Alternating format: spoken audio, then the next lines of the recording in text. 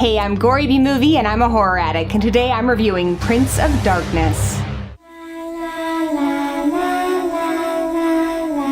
So Prince of Darkness is a John Carpenter film that came out in 1987. Carpenter directed the film and did the score. He also wrote it under the pseudonym Martin Quarterpass. This is a reference to the lead character in the Quarterpass experiment. And this isn't the first time that Carpenter's used a pseudonym for his writing. He did the same thing when he penned the script for They Live. Starring in this puppy, we have a lot of familiar faces from Carpenter films. First, there's Donald Pleasance, who plays Father Loomis, not to be confused with his character Dr. Loomis from Halloween. There's also Victor Wong, who you might remember from Big Trouble in Little China, and the legendary shock rock master, Alice Cooper. If you're a Carpenter fan, you know he likes to bring back actors he enjoys working with, and in this film he wrote parts specifically for Pleasance and Wong. Apparently Alice Cooper got into the mix because his manager was also producing the film, and Cooper asked if he could come to the set and watch a special effect. Carpenter really liked him, so he offered him a role in the film as the leader of this creepy band of homeless people. And Prince of Darkness is the second film in what Carpenter calls his Apocalypse trilogy, which includes The Thing and In the Mouth of Madness. For Carpenter, this was also a return to low-budget filmmaking. He did a big studio film with Big Trouble in Little China, but he didn't really enjoy working with the studios. So with this one, he decided to make it himself so that he would have full creative control. And I think that was the best decision, because I'm not sure studios would have been able to wrap their heads around this very different film. Certainly audiences and critics at the time the film was released didn't get it. It didn't do very well in cinemas, and it got pretty bad reviews. However, when it came out in home video, it found its audience and it's since gathered a cult following. Now, I'm a big Carpenter fan, but I've just somehow never gotten around to seeing this movie, so since John Carpenter was one of my director picks for Shocktober this month, I thought now was a perfect time to give it a watch. So was this creepy occult movie worth revisiting? Well, I'm gonna give you guys a rundown of the plot, and then we're gonna talk about the good,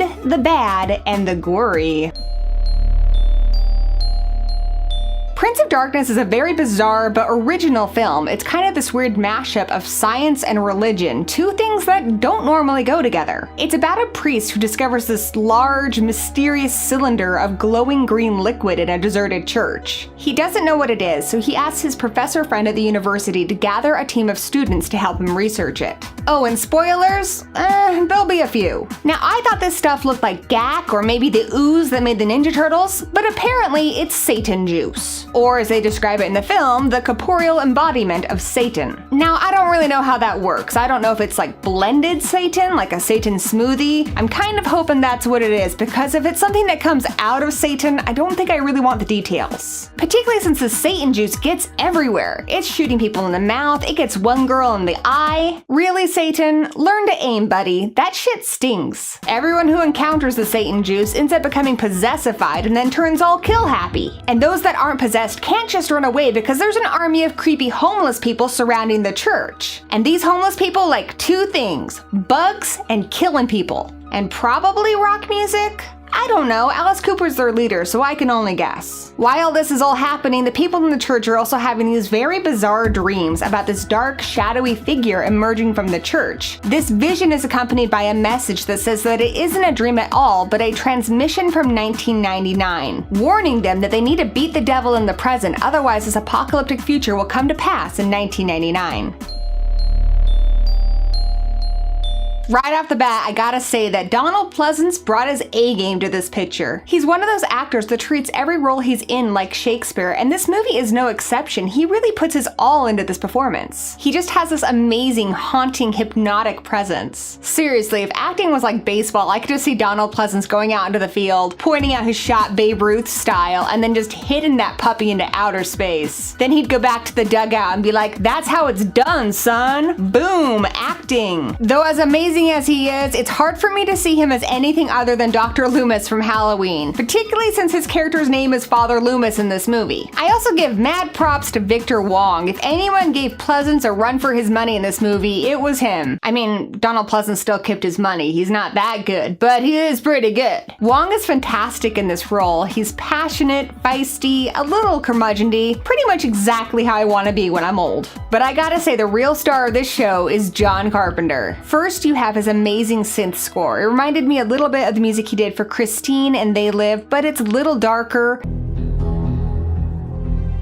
And there's a lot of vocalizations mixed in, sort of like choir music, but, you know, evil choir music.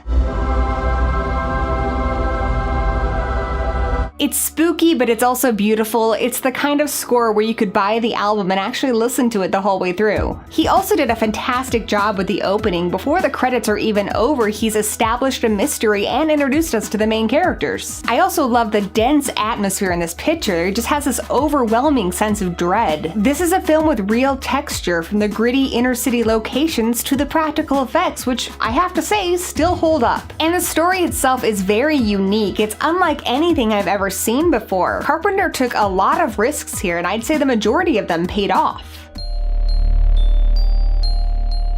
Now, I love John Carpenter, but I gotta say, this is not his best script. To begin with, it seems like half this movie is exposition. Now, I get it, it's a confusing plot with a lot of different elements, but it seems like in every scene there is some character trying to explain how this all works to us. And honestly, every time they talk about math or quantum mechanics or religion, my brain just kind of turns off. I have like a filter for that shit. It's also not his best dialogue. It doesn't do anything to help develop the characters, and the few attempts at humor just kind of make them seem like asshats. I had a date tonight with this beautiful young trial attorney. Where were you taking him? Please, it isn't funny. Anyone ever tell you that you could pass for Asian? What was that all about? No sense of humor. Which I guess works out because the cast mostly seems to be here for cannon fodder. So much of the movie went to explaining the plot that there was very little left over for character development. The scientists are all pretty forgettable. I can't even remember their names. In fact, they can't even remember each other's names. I can't tell you how many times they ask each other where the girl with the glasses is. Seen Susan? Who? Radiologist, glasses. Has anyone seen Susan? Who? The radiologist. Glasses. Susan. Who? Radiologist, glasses. And then there's a kind of half-assed romance between doofy blonde dude and the redheaded chick. In one scene, they're kind of flirty, but it doesn't really look like it's going well for the dude. In the next scene, they're in a post-boning cuddle. What the fuck, movie? I mean, really, Carpenter, you could at least buy the poor gal dinner before you throw her in bed with this guy. And this rushed romance is about the only thing that is fast in this movie. Overall, the pacing is pretty slow. And unfortunately, the lame cannon fodder scientists get entirely too much screen time. Made all the worse by the fact that these guys are pretty bad actors overall. They're gonna kill me! I don't wanna die! Help me! Help! Not to mention the fact that they have terrible line delivery and timing. Anything you see, tell us! I have to go to the bathroom. Seriously, I think they saw Wong and Pleasance just kicking ass and they're like, oh yeah, he's got this. We'll just phone it in today. You're out of your minds! This is a joke! This is caca! And they pretty much phoned it in for the whole movie. Like one scene where they see this guy turn into a pile of bugs, his head falls off, and they're just staring at him with bland expressions on their faces. Thank you for taking the time to share your thoughts.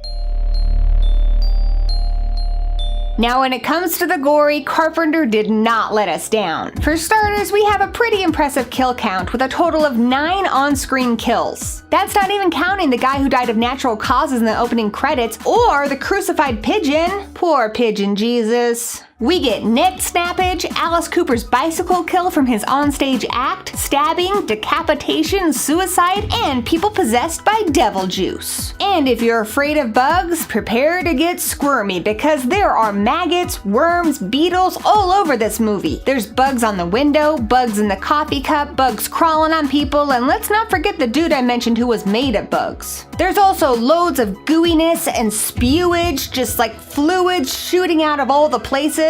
One lady's got the devil juice like shooting out of her eyes and her mouth. There's devil juice dripping from the ceiling. It's awesome. And there are also some really cool makeup effects, like this one lady who gets kind of impregnated by the demon juice and then her skin gets all gross and zombified. And if killings, bugs, and goo are not enough for you, we also have some really creepy concepts in this film. There's loads of religious horror and lots of talk of math. Personally, I thought the math was the scariest part, but Christians might be really disturbed by some of the concepts introduced in the plot. For starters, they find out that Jesus is an alien. Christ comes to warn us. He was of extraterrestrial ancestry. Yeah, I don't really know how that works either. Or when Father Loomis finds out that the Catholic Church has been tricked into telling people that God is good, when in fact the real God is Satan. The father of Satan, a god who once walked the earth before man but was somehow banished to the dark side. We also get a pretty moderate amount of blood and gore, not to mention a few very haunting sequences and a few well-deserved jump scares. But I think the scariest parts of this movie are the creepy homeless people, which kind of reminded me of the cloaked dudes from The Void, and and that pregger zombie lady I mentioned. Seriously, I don't even care that she looks preggers. If I see that bitch, I'm shooting her in the head. Of course, she's not really a zombie, so that probably won't work. Damn. So, should you see it? I'll be honest, I was a bit on the fence about this one. It's not a perfect film, but I think the good definitely outweighs the bad, so I'm gonna have to say you should see it. This is one of those films that I think is really going to stick with me and that I'm going to enjoy more with each viewing. And while I don't think it's John Carpenter's best work, it's still a serviceable horror flick and a must-see for fans of the director. I would also recommend this to fans of occult movies, quantum mechanics nerds, and anyone looking for a truly chilling, atmospheric film to watch this Halloween season. But I want to hear from you guys. Share your thoughts on Prince of Darkness in the comments below and let me know, what is your favorite John Carpenter film? Mine is probably The Thing, but I would love to hear your answers. And be sure to come back and join me tomorrow for another Shocktober review. Next up, we'll be looking at the killer mermaid flick, The Lure. Thanks for watching. Cut! Wow.